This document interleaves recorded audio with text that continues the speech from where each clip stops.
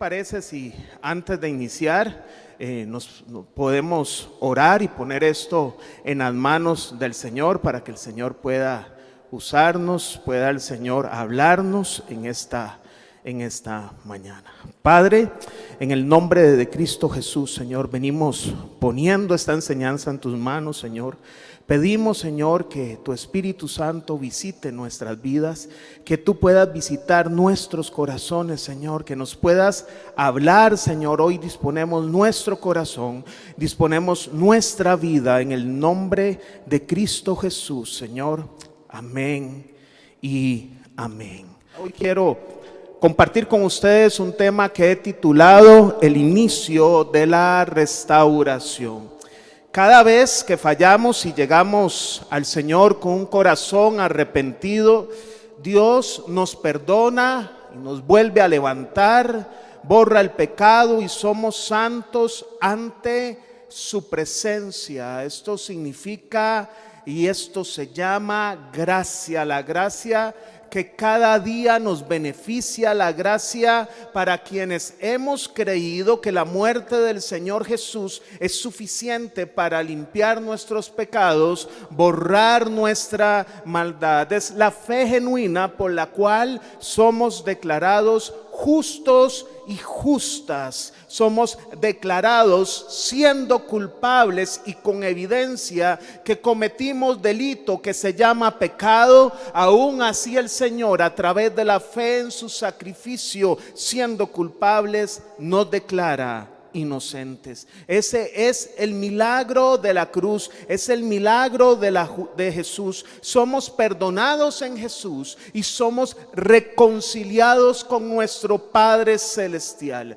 ¿Qué quiere decir? Que estábamos enemistados con el Padre Celestial, no porque Él se enemistó con nosotros, sino porque nosotros cometimos pecado delante de la presencia de un Dios que es 3 veces santo, que no negocia su santidad. Pero aún así Él nos declaró inocentes y sonó el mazo en la cruz con el veredicto. Fue cambiado el destino de nosotros por la eternidad. Y no solo eso, sino que el Señor puso su Espíritu Santo en nosotros. Porque ni usted ni yo tenemos la capacidad de la autotransformación. Ni usted ni yo podemos cambiar. Podemos tener muchas buenas intenciones para cambiar, pero entendemos que para que un cambio sea verdadero y consistente en el tiempo, tiene que producirlo el Señor en nosotros, y nosotros tenemos la tarea de decidir ir a la presencia de Dios para ser transformados por Él. Porque a veces no cambiamos porque no vamos a la presencia del Señor. Este proceso es lo que se llama santificación, es la regeneración de nosotros como creyentes. Es el proceso donde cada día nos parecemos más al Señor y menos nos parecemos a la cultura que este mundo quiere imponer. Es decir, que cuando vemos todo el proceso que vivimos como creyentes, cuando nos acercamos al Señor, no hay ningún mérito nuestro.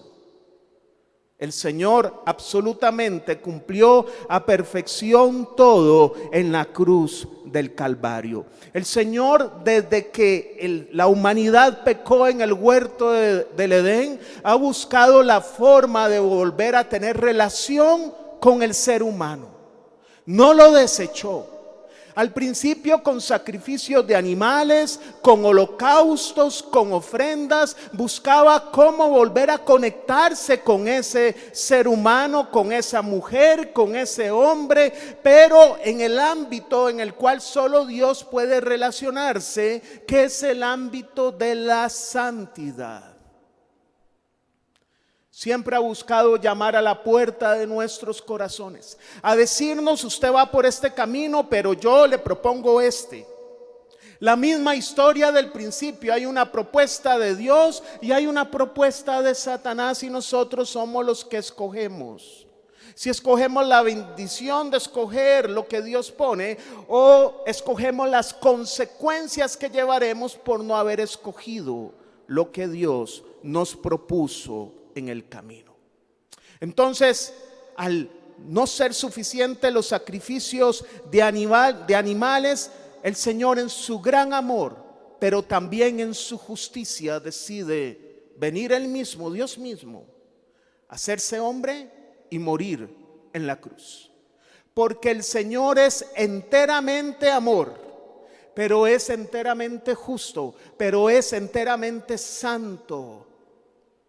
Y en el huerto ya había advertido a Eva, Adán y Eva, y les dijo: el día que ustedes coman de ese fruto hay una sentencia. El día que ustedes coman, morirán. La Escritura enseña: la paga del pecado es muerte. Y si el Señor lo dijo, se cumple. Y como nadie podía cumplir ese sacrificio, pues todos habíamos pecado, Él mismo cumple su propia justicia en Él, tomando forma de siervo, tomando forma de hombre y muriendo en la cruz, el inocente pagando por los culpables. Es un Dios amoroso. Por eso el día que el Señor venga, separará ovejas y cabras. Y para las cabras ya no va a haber salvación, porque no puede haber salvación para quien rechace semejante amor. No va a ser culpa de Dios. Nosotros somos los que hemos escogido al Señor, o hemos escogido lo que el mundo y lo que Satanás propone en este mundo. Y lo que entendemos es que cada vez que hay relaciones rotas, primero con el Señor y luego en nuestras relaciones humanas, solo hay una causa común de esas relaciones rotas, y esa causa común se llama pecado. Cuando atendemos personas en consejería, tenemos, y hay una relación rota que no se hablan, algunos hasta se agarran ahí. Imagínense si usted se agarra en una sala de consejería, ¿qué pasará en una casa? Y cuando uno los aborda para ayudarles, para solucionar, para guiarles en el tema, dices que tenemos diferencias. Pero el consejero sabe que tiene que indagar a través de preguntas para que ellos puedan llegar a un acto necesario para recibir perdón, que es el acto de confesión. Porque ahora nadie quiere decir pecados, son errores, son equivocaciones. Pero con humildad podemos ver el ojo a los ojos del cónyuge y decirle: he pecado contra usted, he pecado contra usted, he pecado contra mis hijos. Es el principio de la restauración. Cuando hay confesión, cuando hay arrepentimiento genuino, sucede algo maravilloso que antes era imposible. Se llama perdón. El perdón no es más que Dios diciéndonos: eras deudor a mí, pero a través de mi Hijo, como has creído, esa deuda fue pagada y no me debes nada, yo te libero. Y cuando Dios nos libera, todas las cosas empiezan a hacerse nuevas. Por eso el principio de la restauración es el perdón. Y yo quiero hoy respetuosamente exponerle 3 puntos que anhelo en mi corazón usted pueda escribir en el suyo y pueda llevárselos a casa y pueda reflexionar en ellos. Lo primero que deseo compartir con usted es que es necesario revisar todas aquellas ofensas o agravios en las cuales creemos que hemos sido víctimas y empezar a identificar cuáles realmente son ofensas y cuáles realmente no lo son. Y vamos a hablar primeramente con aquellas que no las son. Aquellas que solo existen en nuestra mente, en nuestro mundo egoísta. Y decimos: esto es pecado porque la persona no hizo las cosas como yo quería, porque la persona piensa diferente a como yo pienso, porque hizo las cosas diferentes como yo la imaginé, pero esa persona lo que piensa y lo que hizo no transgrede lo que Dios ha dispuesto, pero como no hizo las cosas como yo quise, para mí pecó y se ofendió. Ah, no, es que no me contestó el teléfono. Tiene pecado, tiene que pedirme perdón. Ah, es que no pintó el cuarto en el color que yo quería. Yo le dije a mi hijo, píntelo de color blanco, y resulta que lo pintó en un rojo todo psicodélico ahí, y yo dije, a este no le voy a hablar. Oiga, ¿de verdad pecó esta persona? De verdad eso es una ofensa. Y cuando usted hace un inventario de las discusiones de casa, usted se da cuenta que la mayoría de las discusiones están en el cuadrante de asuntos sin importancia. Hay un escándalo porque se perdió un zapato. Yo recuerdo que alguna vez hace años atendí aquí una pareja, ellos no están aquí.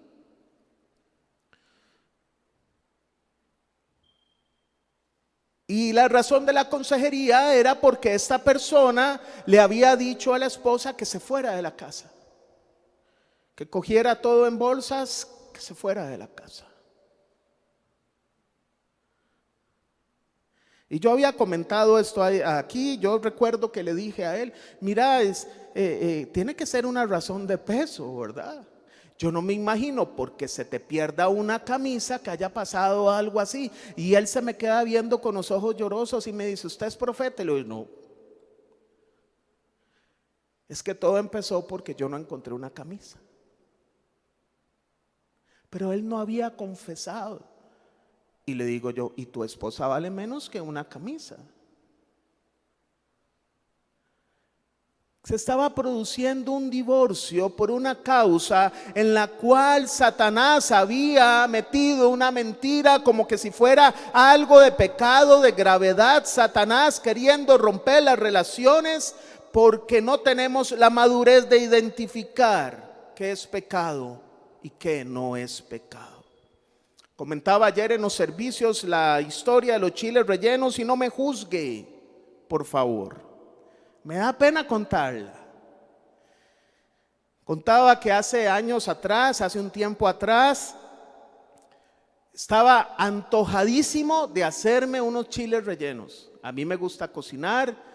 Dos cosas que hago es cocinar, y cuando llego del trabajo me arrollo mangas y empiezo a lavar trastos o a lavar ropa, porque a mí el agua me relaja mucho. Y yo una noche dije, voy a hacer chiles. Para mañana están los chiles y nada más los arreglo. Entonces empiezo. ¿Quién ha hecho chiles rellenos aquí?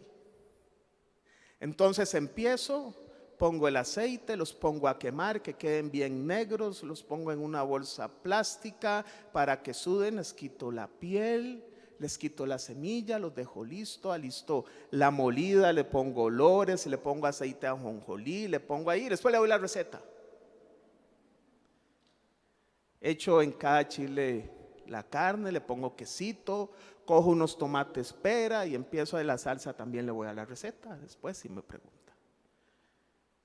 Y al día siguiente yo estoy preparando todo y me entra un mensaje que entro más temprano a la oficina. Y yo tengo un horario vespertino, usualmente me voy almorzado. Y entonces resulta que ¿qué significó? Que me quedé con el antojo de probar los chiles rellenos. Entonces le dije, mi amor, ahí quedan los chiles, cuando yo venga me como el mío. Y usted trata de comprar esos chiles que son una mala crianza, ¿verdad? Termino mi jornada laboral. Por cierto, no me dio tiempo de almorzar y en la oficina no pude sacar tiempo. Entonces yo llegué a la casa, ¿usted cree en qué forma? En modo chile relleno. Yo llegué a mi casa en modo chile relleno. O sea, yo entré y en mi mente solo veía un chile. Yo me estaba bajando del carro y lo que veo es un chile que venía a mí. Y cuando voy y destapo la cazuela, hay un poco de salsa y no hay ningún chile. Y digo, Pao, ¿y mi chile? Y me dice, mi amor, usted no sabe qué pasó. Vino mi familia, vino mi hermana, el esposo, las hijas, y solo había quedado un chile.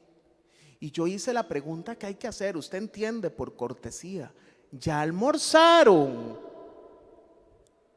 Mi amor, y la carne congelada y todo, la única opción era coger el gran chile que a usted le queda riquísimo y partirlo en 4, darles ensalada con arroz. Y yo, pero ¿por qué usted le da mi chile? Si yo hice mi chile, si usted no fue la que cocinó, si yo estaba antojado, si usted sabía que yo estaba antojado del chile. Sí, mi amor, pero ¿qué hacía? Y yo me enojé por el bendito chile. Y me fui a dar una vuelta por el chile. Y me puse a pensar, Dios habla a mi corazón y me dice, porque a veces también cometemos 2 faltas. Dios nos habla y estamos tan enojados que no queremos oír a Dios lo que nos dice. Vale más un chile que tu esposa. Y recuerdo algo más que vino. Lo que ella hizo está mal delante de mis ojos. Definitivamente las 2 respuestas, no tuve otra que darle la razón al Señor como siempre. Y fui y le dije: mi amor, gracias. Gracias por corregirme, perdóneme.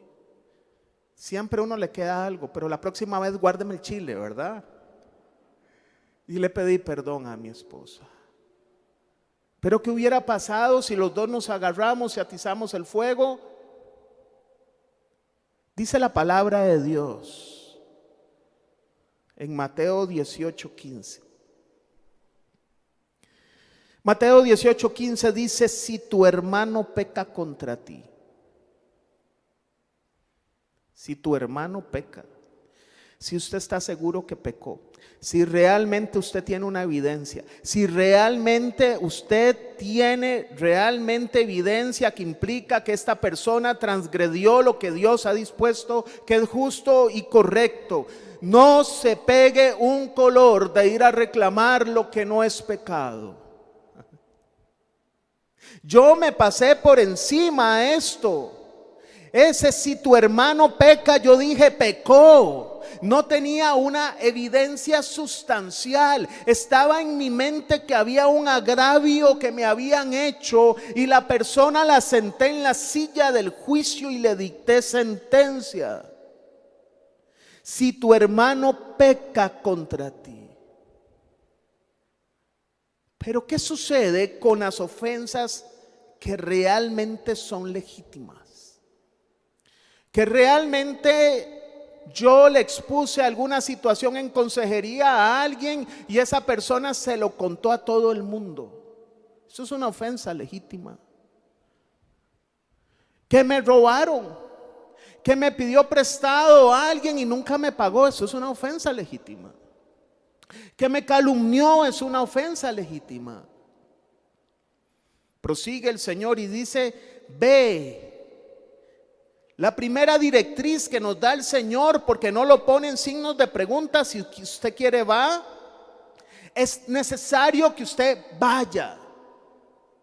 Pero ojo cómo tenemos que ir: ve a solas. ¿Qué es lo que nos dice el Señor? No lleve una comitiva a la par suya. Cuando uno era carajillo, uno iba al colegio, a la escuela y le hacía algo a algún compañero o compañera y uno lo que hacía era reunir al resto de la clase y le dice: no se junte con ese porque viera lo que me hizo. Muchos adultos actuamos así. No ha solucionado, el otro no sabe de qué lo van a acusar, no le han hecho ver la falta y ya nosotros nos encargamos de hasta en redes sociales de viralizar el asunto. El Señor nos dice lo primero: no le cuente si es con el esposo, no hable con la suegra. Llega el esposo a visitar a la suegra y nadie le habla en la casa. ¿Pero qué pasó aquí? Y es que resulta que la esposa, antes de hablar con el esposo, primero le cuenta todo a la mamá. Pero aquí eso no pasa. Y a los hombres les pasa mucho. Van y le cuenta a la mamá y la mamá ve a la pobre nuera ahí con ojos de no le digo qué. Lo primero que dice el Señor es: ve a solas, que nadie se entere primero. Ve a solas y hazle ver su falta, porque usted fue, porque pudo responder. Así tu hermano peca contra ti, usted pudo responder: sí, tiene una evidencia. Ahora, ¿con qué corazón voy a ir? Si te hace caso, has ganado a tu hermano. Usted no va a ir a ganar una pelea para ver quién discute más. Usted va a ir con el fin de ganar nuevamente y restablecer la relación que había antes de la falta. Usted va a ir con el afán de restaurar. Y lo último, es imperativo que vayamos ya. Efesios 4, 26, 27 dice: si se enojan, no pequen, no permitan que el enojo les dure hasta la puesta del sol. Pero lo importante también es lo que sigue: ni den cabida al diablo. Cada día que usted pasa sin solucionar el problema es un día donde Satanás ganó terreno y se burla de los dos en la cara, más en aquel que tiene la decisión de cumplir el mandato y no lo han hecho. Yo creo que es momento que como creyentes, y hablo a los que están casados, es hora que dejemos las chiquilladas de la ley del hielo. Es hora de que dejemos esas huiladas, con todo respeto lo digo. Es hora de, antes de que se ponga el sol, antes de que se haga de noche, antes de que se termine el día, tengamos la humildad de resolver los asuntos, porque si usted no lo resuelve el mismo día, le va a costar más al día siguiente, y aquello que fue una pequeña cosa se va a transformar en una amargura, en un rencor y después en una famosa raíz de chayote, que es difícil de quitar. Si usted y yo no somos capaces de resolver el problema hoy, habremos permitido que Satanás empiece a destruir. Y créame, él tiene una misión: destruir familias. Porque así como el perdón es el inicio de la restauración, el pecado es el inicio de la destrucción. Y hay que resolverlo ya. Lo segundo que le quiero compartir a usted es, el segundo consejo es: tenemos que borrar las X. Tenemos que borrar las X. El salmista dijo en el Salmo 37, 23 y 24: el Señor dirige los pasos de los justos, se deleita en cada detalle de su vida. Aunque tropiecen, nunca caerán, porque el Señor los sostiene de la mano. Dios no nos pone una X encima cuando fallamos. No nos descarta. Él nos sigue viendo con ojos de amor y misericordia. Él sigue fiel a su gracia. Cuando el Señor Jesucristo envió a sus discípulos a las ovejas perdidas de Israel, les dio una instrucción: den tan gratuitamente como han recibido. En la Reina Valera: de gracia han recibido, den de gracia. Usted no merecía, pero yo le di. Hay mucha gente que usted se va a topar en el mundo que no lo merece, pero igual usted tiene que otorgar perdón. Eso se llama gracia. Dios exhibe su gracia sobre nosotros. No nos tacha, no nos pone una X. Él sigue creyendo en nosotros, y si vale la expresión, positivamente sigue apostando por nosotros, aunque nos equivocamos. Aunque merecemos una X, no la tenemos. Mas sin embargo, apresuradamente ponemos en ocasiones una gran X a aquellos que nos fallan, y de nuestra boca salen expresiones como: ay, para mí ya murió. Usted, aquella persona, para mí ni fu ni fa. Y los jóvenes dicen: está out. Podemos entender que hay personas que realmente nos fallaron porque tienen un corazón lleno de maldad. Las hay. Aquellas que disfrutan hacernos el mal. Con esas igual debemos perdonar, pero a la vez debemos ser sensatos y prudentes. Son personas con las cuales debemos de ser excesivamente cautelosos y cuidadosos. Sin embargo, muchos que tienen X puestas por nosotros fallaron por falta de madurez, por ignorancia, porque tal vez no tenían mucho conocimiento de Cristo, porque les exigimos más de lo que podían dar. En fin, por causas distintas a la maldad. A estas personas, cuando nosotros les dibujamos una X a quienes hemos descartado, sin saberlo nos dibujamos nosotros mismos una X delante de la presencia de Dios. Y a la vez nos descartamos a nosotros mismos, ya que siendo agraciados por Dios nos podemos comportar como desgraciados con otros. Y hoy deseo ilustrar este ejemplo con una historia que tiene como protagonista al apóstol Pablo. En esta historia, un poco de antecedentes. Pablo se está iniciando como misionero después del encuentro sobrenatural con Jesús. Se le aparece Jesús resucitado en una visión, se le aparece con toda su luz. Él queda ciego, recuerdan, Ananías ora por él, recupera la vista y sucede su conversión instantánea. Digo conversión instantánea porque inmediatamente Pablo le dice: Señor, ¿qué quieres que haga? No solo se convirtió, no solo le digo Señor, sino que se puso a su disposición. Un paréntesis, porque la conversión tiene que ver con frutos de servicio también. El capítulo 13 del libro de los Hechos nos relata cómo el Espíritu Santo decide apartar a Bernabé y a Saulo, que es el mismo Pablo. Y en Panfilia, camino a Antioquía, lugar que por cierto se le llamó por primera vez a los creyentes cristianos, le acompañaba uno de los discípulos que era Juan Marcos. Y Juan Marcos decide abordar la misión a Antioquía y se devuelve a Jerusalén.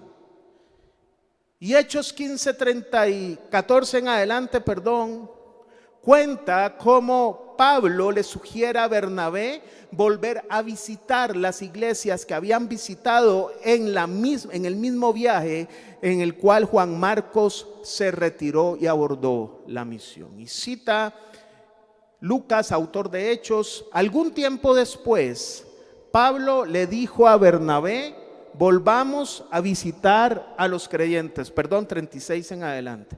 Volvamos a visitar a los creyentes en todas las ciudades en donde hemos anunciado la palabra del Señor y veamos cómo están. Resulta que Bernabé quería llevar con ellos a Juan Marcos. Juan Marcos era primo de Bernabé. Pero a Pablo no le pareció prudente llevarlo. ¿Por qué? Porque los había abandonado en Panfilia y no había seguido con ellos en el trabajo. Y esto es lo que me encanta de la Biblia, porque el Señor pudo haber quitado esta historia de la Biblia, cuidando, tal vez uno diría: Señor, ¿por qué no le cuidó las espaldas a Pablo? Pero al Señor le interesó que quedara escrito por siempre que Pablo se agarró con Bernabé. El apóstol, el escritor casi de todo el Nuevo Testamento, se peleó. Dice que se produjo entre ellos un conflicto tan serio que acabaron por separarse, porque el pecado rompe relaciones. Bernabé se llevó a Marcos y se embarcó rumbo a Chipre, mientras que Pablo escogió a Silas. Pareciera ser que Pablo le puso una gran X a Juan Marcos. Tal vez, solo tal vez, olvidando que algún momento la gracia, por algún momento la gracia que él mismo había recibido se le olvidó. Juan Marcos, dice Pablo en su corazón, merece una X. Él no merece nunca una segunda oportunidad. A él lo tenemos que dejar. Él falló y le puso una X. Sin embargo, vale la pena preguntarse: ¿será que Pablo no fue el que había sido perseguidor de la iglesia? ¿Acaso fue Juan Marcos el que respiraba con odio a la par del cuerpo de Esteban, aprobando su asesinato? Sin duda Pablo merecía tener una X, pero Dios no lo tachó, más bien lo escogió. No lo merecía, pero fue llamado el apóstol de los gentiles. ¿Y a quién asesinó Juan Marcos? ¿A quién violó Juan Marcos? ¿A quién le robó Juan Marcos? A nadie. Juan Marcos no aprobó la muerte de ningún discípulo, solo abordó una misión, tal vez por temor, por miedo, tal vez por inexperiencia, por desánimo, tal vez le falló la fe, pero Pablo dijo: merece una X y no merece ir con nosotros. Muchos de nosotros podemos sufrir de amnesia y olvidar de dónde Dios nos sacó. Muchos. Y a pesar de que Dios nos ama y no nos da la calificación que merecemos, nosotros estamos prestos, muchas veces en modo automático, para coger una crayola gigante y dibujar una X sobre las personas. Sin embargo, Dios permite que esta historia esté porque siempre nos quiere enseñar algo. No hay nada que la Biblia no esté escrito sin propósito. Él siempre nos da enseñanzas magistrales que a veces nos hacen sonrojar, nos ponen en evidencia y nos hacen sentir avergonzados, pero Dios nos quiere enseñar. Ya que más adelante Pablo, después de un gran recorrido ministerial, ya lleno de días, ya en una cárcel en arresto domiciliario en Roma, él empieza a comprender la necesidad de la gente. Ya cuando no están aquellos que estaban a la par, ya cuando se siente solo, se empieza a preguntar y empieza a entrar en cuenta de que definitivamente no tenemos que ponerle X a nadie. Bajo arresto domiciliario en Roma, escribe la carta a los colosenses. Y escribe en Colosenses 4:10: Aristarco, mi compañero de cárcel, les manda saludos, como también Marcos, el primo de Bernabé. Y ojo lo que dice: en cuanto a Marcos, ustedes ya han recibido instrucciones. Si va a visitarlos, recíbanlo ¿cómo? Recíbanlo bien. No solo Pablo lo cita como quien manda saludos, sino como alguien a quien recomienda como siervo de Dios y pide que se le reciba bien cuando llega a la iglesia o a las iglesias de Colosas. Nos encontramos a un Pablo que recibió las lecciones suficientes del cielo, estar en una cárcel para entender que tenía que quitarle la X a Marcos, porque no es él el que escoge, Dios el que escoge, no es del que corre, sino del que Dios tiene misericordia. Y cuando quitó la X, podía descubrir todo el potencial que tenía Marcos, hasta el punto que la mayoría de los eruditos y expertos coinciden que es el autor del evangelio que lleva su nombre, inspirado por el Espíritu Santo. Ahora el detractor de Marcos, Pablo, es su recomendador. Pablo aprendió el concepto de gracia. Pablo le quitó la X a Marcos, pero al mismo tiempo se la quitó a sí mismo delante de Dios. ¿Cuántos de nosotros le hemos puesto X a nuestros hijos porque fallaron? Y los vemos solo con esa falla y no todo lo bueno que han hecho. ¿Cuántos de nosotros le ponemos una X a nuestra pareja, a nuestra esposa, nuestro esposo? ¿Cuáles de nosotros le ponemos una X a un compañero de trabajo donde la habitualidad de él es hacer bien las cosas, pero se equivocó y solo lo podemos ver en modo X? ¿Cuántos inventores fracasaron el primer intento? ¿Qué sucede si le hubieran puesto una X? Muchos de los inventos hoy no estuvieran. ¿A cuántos pastores al principio no despegaban, pero nadie les puso una X y después tienen ministerios consolidados sencillamente porque Dios los había escogido? ¿Cuántos Marcos tenemos a nuestro alrededor a quienes les hemos puesto X, olvidándonos de la gracia de Dios? ¿Cuántos nos podemos sentir tan perfectos para no aceptar que otros se pueden equivocar? Mi amigo y amiga, es hora de borrar las X. Así seremos liberados de la amargura. Reforzaremos el llamado de otros que no lo hicieron bien al principio, que probablemente eran un diamante en proceso, que solo requerían eso, segundas oportunidades para avanzar y para crecer. No seamos duros, de gracia recibimos, de gracia damos.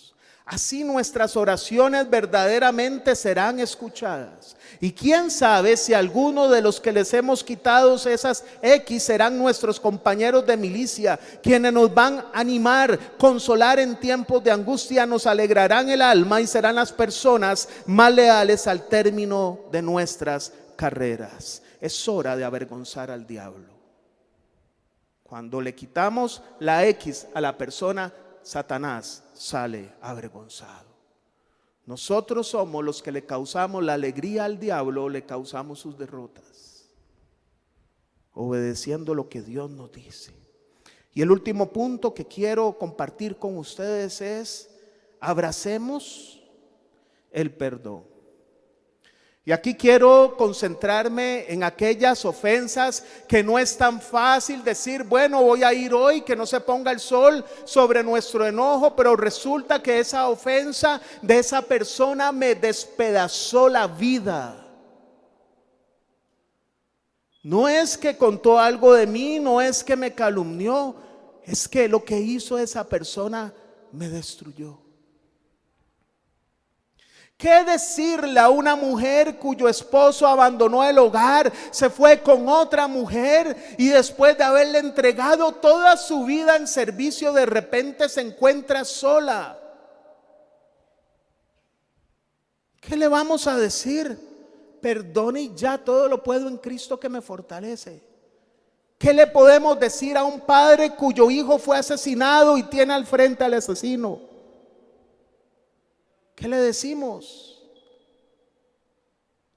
Hay una historia que siempre trato de hablar de ella cada vez que se me da la oportunidad de enseñar, y es la cena del Señor en el monte antes de morir. Es una escena que para mí todos los días tengo que tener en mi mente, cada vez más en los momentos en los cuales siento que las cosas son más grandes que yo, y entiendo y descubro con ello que Dios tiene el control y no lo tengo yo. Y con alguien que tiene luchas con tener el control, es algo que tiene que ejercitarse todos los días. Mateo 26, 36 al 39. Mateo 26, 36, 39. Si usted lo tiene ahí, si lo desea, lo puede buscar o puede ver las pantallas, o quienes nos miran pueden ver también sus pantallas, sus teléfonos, dispositivos. Dice el evangelista Mateo: luego fue Jesús con sus discípulos a un lugar llamado Getsemaní y les dijo: siéntense aquí mientras voy más allá a orar. Se llevó a Pedro y a los dos hijos de Zebedeo, a Juan y a Jacobo, y comenzó a sentirse triste y angustiado. ¿Cómo se sintió el Señor? ¿Cómo se sintió el Señor? Triste y angustiado. Él no estaba, el Señor era el Hijo de Dios, Él no estaba poniéndose una careta, aguardando apariencias de que nada va a pasar, de que nada pasaba, que estaba riéndose. Va a morir en la cruz, sí, voy a morir en la cruz. Como muchos creyentes, los que somos hombres, ayer compartía con el grupo de hombres, cómo los hombres nos cuesta expresar nuestras emociones. Y el problema es que cuando alguien nos hace una ofensa que destruye nuestra vida y no la conversamos y no la resolvemos, usted empieza y yo a cobrarle facturas a gente inocente que no nos debe nada. Se va el marido de la casa y yo la agarro contra los hijos. Se va la esposa de la casa y la agarro contra los hijos. porque de alguna forma tengo que desahogarme. Me llena la amargura. Empiezo a permitir que mi corazón se llene de dureza. Porque los creyentes creemos que si expresamos algo somos débiles. Y que tan lejos estamos de la verdad. Si Jesús, siendo Dios mismo hecho hombre, Él no era un hijo de Dios, era el Hijo de Dios. Cuenta cómo se siente, porque Él sabe que al día siguiente lo van a colgar de un madero horas. Porque Él sabe que va a morir desangrado. Porque Él sabe que va a morir y lo van a latigar con puntas de acero o de hueso, que le van a desgarrar la carne y posiblemente sus costillas iban a estar expuestas. Él sabe que para poder satisfacer la justicia de Dios, porque Él le había dado una sentencia, lo recuerda, toda la copa de la ira acumulada que era reservada para toda la humanidad iba a caer sobre solo una persona que se llama Jesús. Él se reúne con sus amigos, con sus tres, el círculo íntimo de los discípulos, Juan, Pedro, Jacobo, y les dice, y se siente triste y angustiado. Y les cuenta: está la angustia que me invade, que me siento morir. ¿Quiénes somos nosotros para no expresar nuestras dolencias? Pasamos la vida diciendo: todo lo puedo en Cristo que me fortalece. No, el Señor hará, el Señor hará. Sí, el Señor hará. Cuando usted exprese su sentimiento, cuando busquemos ayuda, cuando vaciemos todo lo que sentimos delante de la presencia y digamos: sí, Señor, siento que esta persona metió su mano en mi corazón y me arrancó el alma, me siento sin vida, necesito que hagas algo conmigo. Pero no, más los que servimos, Dios guarde. Los que son líderes, Dios guárdenos, ven los demás. Tenemos que guardar la apariencia. El Señor dice: está la angustia que me invade. ¿Qué esperaba el Señor? Yo me imagino que sus discípulos: Jesús, adelante, adelante, usted lo va a lograr. Está profetizado, Isaías lo profetizó. Vea, Señor, a usted se le va a dar un nombre sobre todo nombre. Vea, nosotros somos su iglesia. Usted va a morir y tiene esposa. Usted puede. El Padre está con usted.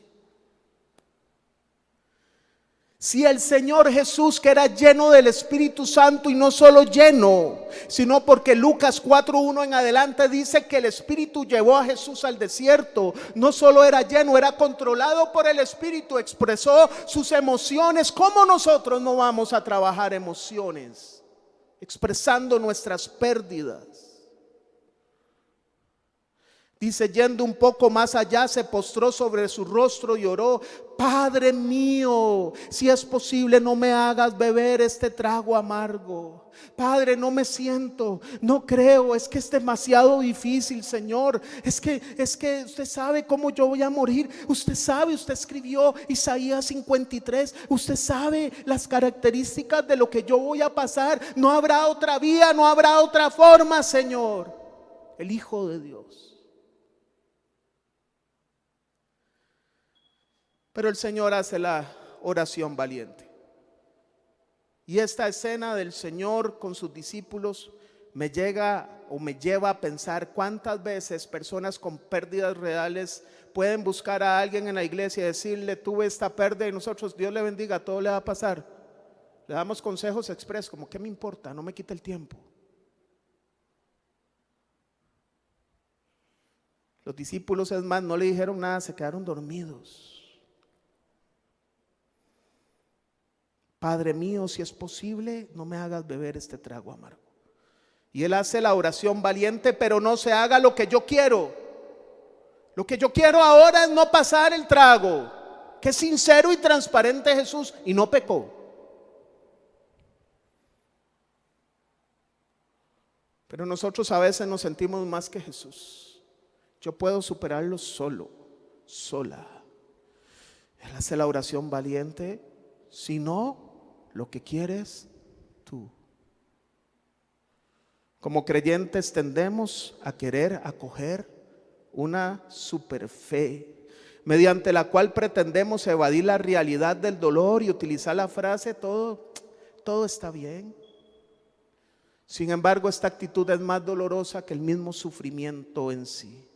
Confesar nuestro dolor, aún argumentar sobre él, nos lleva a descubrir mediante estas dolorosas experiencias de vida el verdadero significado de la gracia.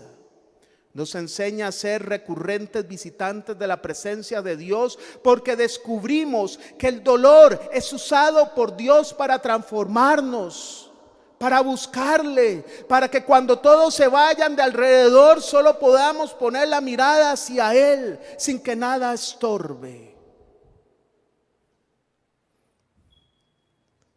Nos enseña a no tirar la piedra que está en nuestras manos y más bien extender nuestros brazos a la solidaridad y amor de quien sufre. El dolor nos vuelve sensibles en nuestra búsqueda sincera de Dios. El sufrimiento nos capacita para poder reemplazar el reclamo por agradecimiento. Nuestros ojos se abren a la bondad de Dios. ¿Saben el momento que el Señor va a recibir ese agravio? Le voy a pedir a Carlitos si me ayuda con la mesa.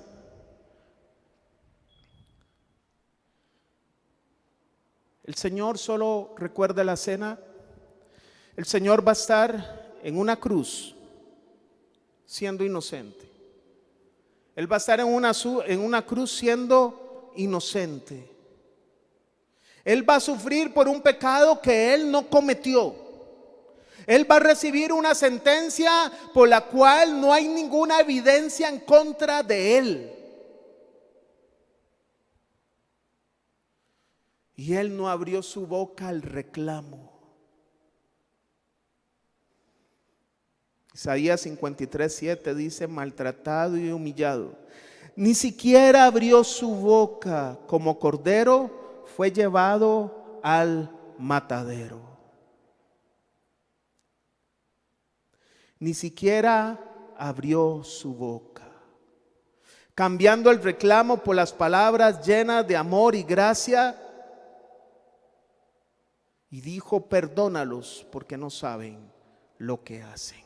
Aquí la idea es que el vaso estuviera afuera, pero no lo sacaron, pero no vamos a poner X por eso.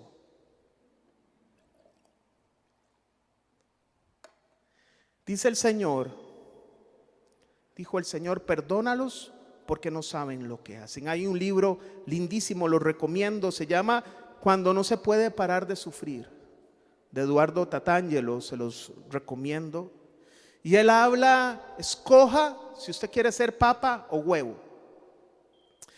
Cuando una papa se expone al agua caliente, a ese desierto, ¿qué le pasa a la papa? Cuando usted pone 15, 20 minutos una papa en agua caliente, ¿qué le pasa a la papa? Se suaviza. ¿Pero qué le pasa al huevo? Se endurece. El sufrimiento, usted tiene dos caminos: o permite que lo haga papa o permite que lo haga huevo. El problema es que si lo hace huevo, usted va a vivir no solo con la desazón de lo que sufrió, sino que usted mismo va a cargar y misma amargura, y yo también. Y vamos a amargar a todos los que están a la par, porque tarde que temprano vamos a explotar, y cuando algo explota siempre hay daños colaterales. Siempre algo le pasa a lo que está a la par. Para perdonar necesitamos primero entender que es una decisión. Les voy a pedir por favor que me pongan la última diapositiva en Produ, gracias. Lo primero es una decisión.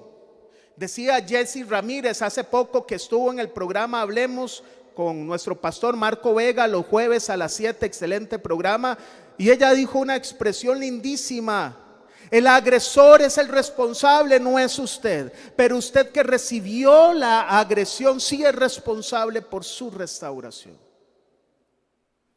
Es una decisión. Después tenemos que entender que se olvida, pero a veces vamos a recordar el dolor. Es un proceso. Yo tengo que actuar rápido en el perdón, pero el dolor va a durar tiempo en sanar. Es un proceso. Lo tercero, no se trata de justificar. No es que me dejó por otra, porque seguro yo me engordé, porque seguro yo lo descuidé. No, usted no es culpable. El culpable es la persona que cometió pecado. Las cosas no se resuelven en el hecho ajeno, se resuelven en un salón de consejería. Si no lo podemos resolver delante de la presencia de Dios, acepte, sufrió el daño, no justifique, pasó. El perdón no es una opción, es un mandato. Mateo 6:15 dice: pero si no perdonan a otros sus ofensas, tampoco su Padre los perdonará a ustedes de la suya. Y lo último, el perdón viene de Dios. Pues Dios es quien, dice Filipenses 2:13, produce en ustedes tanto el querer como el hacer, para que se cumpla su buena voluntad. Usted es este vaso, este es el Señor. Para que usted pueda permitir que Dios le ayude y le dé las fuerzas para perdonar, primero necesita vaciar todo lo que usted ha acumulado ahí. Decía el salmista: el Señor es mi pastor, nada me faltará.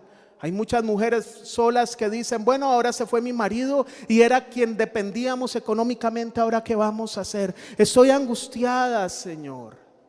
Entregue esa angustia al Señor, esa incertidumbre, y el Señor dijo: nada le va a faltar y le va a llenar de su provisión. Señor, es que me trataron muy ásperamente. Tranquila, yo te llevaré por delicados pastos. Y el Señor te llena de su amor delicado. Y le dice: Señor, pero es que esto me quitó la paz, no me deja dormir. Pero Él te va a llevar por aguas de reposo y te va a dar paz. Señor, pero lo que viene es muy difícil y ahora en tiempos de pandemia. ¿Y qué vamos a hacer, Señor? ¿Y la economía cómo está? Y Él te llena de su seguridad. Aunque andes en valle de sombra de muerte, no temerás nada alguno. Usted se vacía y Dios le llena de otra cosa. Señor, pero ¿cómo perdonar a esa persona? Yo lleno tu copa con aceite y está rebosando, te doy mi espíritu. ¿Y qué va a pasar con el futuro? El bien y misericordia, mi bondad y mi misericordia te seguirán todos los días de mi vida. Y cada vez que el Señor nos llena, nos da la capacidad de perdonar. Pero decía el salmista: y en la casa del Señor moraré por largos días. Porque usted cree que la historia de nosotros termina aquí. No termina aquí. Llegará un momento que todo lo que pasemos en esta tierra, Dios lo llevará a renovar, a restaurar por cosas nuevas. Nos va a llenar. Pero llegará un momento donde ya no habrá dolor ni tristeza, donde usted y yo no estaremos llenos, sino que estaremos inmersos en su presencia. Donde la novia es esposa, donde el Señor va a ser su esposo y va a tener seguridad. Yo le voy a pedir por favor que se ponga de pie. Y mientras Helencita canta, usted puede cerrar sus ojos. Y si usted tiene que tomar una decisión hoy de ir a buscar a alguien, recuerde, ve y ve ya. Y cerciórese de que usted tiene evidencia contundente de que sí es una ofensa. Y si usted le puso una X a alguien, hoy urgentemente urge que la quitemos. Y si usted ha cometido ofensas que no cometió, que cree que otra persona cometió y no fueron ofensas, le va a tocar a usted ser el que pida perdón. Y es urgente que lo haga. Pero hoy quiero orar también por aquellas personas que les han destrozado el corazón y que se han preguntado: Señor, ¿dónde estabas tú cuando esto me pasó? Y decirle: no es culpa de Dios, es culpa de la persona que escogió destrozarte la vida. Pero Dios quiere hacer todo nuevo. Cierre sus ojos y le dejo la tarea de reflexionar en oración unos minutos para que usted pueda exponer lo que siente delante de la presencia de Dios.